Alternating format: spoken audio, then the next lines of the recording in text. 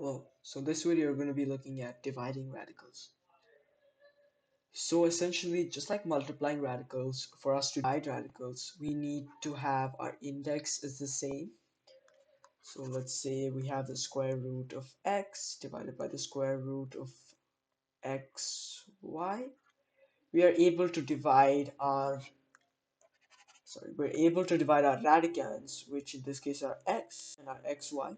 We divide both of them together and we keep our square root symbol, and we'll be left with square root of y. So let me put this, you'll get this a little bit better when we do our first example. So first example is quite easy. It's a square root of 30 divided by the square root of 5. Now see that my index are 2 in both these, so it's the same index. And now I can divide my radicands together. So my 5 will be 1. 5 times 6 gives me 30. So I'm left with the square root 6 divided by 1.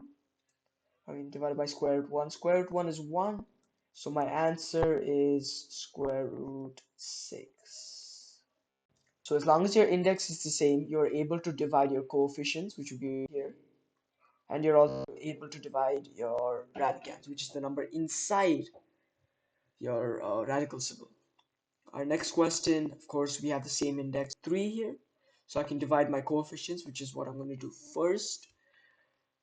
So divided by 2, divided by 2, that's for my coefficients. 8 divided by 2 is 4. 2 divided by 2 is 1. Now the same thing for my radicands. So 21 divided by 3 gives me 7. 3 divided by 3 gives me 1.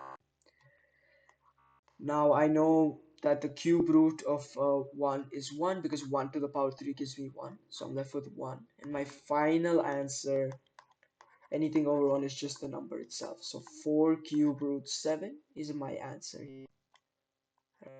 Perfect. A little more complicated question here.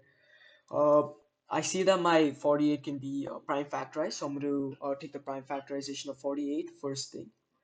48 becomes 24 and 2. 24 becomes 6 and 4. 4 can be further simplified into 2 and 2. And 6 can be further simplified into 3 and 2. So my prime factorization is 3 times 2 times 2 times 2 times 2. So 3 times 2 to the 4. So 15 square root 3 times 2 to the power 4 divided by root 6. Prime factorization of 6 is just 3 and 2. So no like terms there.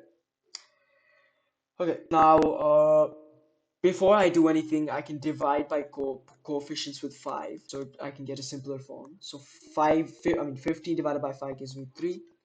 So I have 3 square root 3 times 2 to the power 4. 10 divided by 5 gives me 2, so I have 2 root 6. Now in my first term, of course, I can simplify further. I can take out my 2 into my coefficient place. So I can take out 2. So I have 3 times 2 squared root 3. 2 squared is also 4, so I'm just going to represent it with the number of 4. Square root of 3 divided by 2, square root of 6.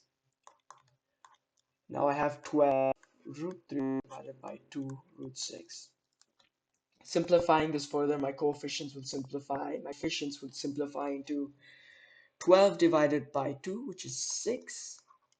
And 2 divided by 2 gives me 1. So I'm left with 1. Now, in terms of my radicand, 3 divided by 3 gives me 1, so square root 1. 6 divided by 3 gives me 2, so square root of 2. Square root of 1 is 1, so I have 6 divided by root 2. And we're going to look at rationalizing the denominator in our next video, so just check that out after this one. A little more complicated here. I have the same index. My index is 3, so I can simplify. So 8 divided by 4 would be 2 divided by 4 divided by 4, right? Uh, Now I have divided by 1, and I have a cube root, of course, and 81 is divisible by 3, which is my radicand, 81 and 3. 81 divided by 3 should give me 27. 81 divided by 3 should give me 27, so I have 27 divided by 1. Simplifying this further, I see that the cube root of 1 is 1, so 1 times 1 is 1. Now, prime factorization of 27 is also 3 times 3 times 3. It's a perfect cube. So I have 2 cube root 3 to the power 3, which is also represented by 2 times 3. My answer here is 6. So that was dividing radicals. Hopefully this helped.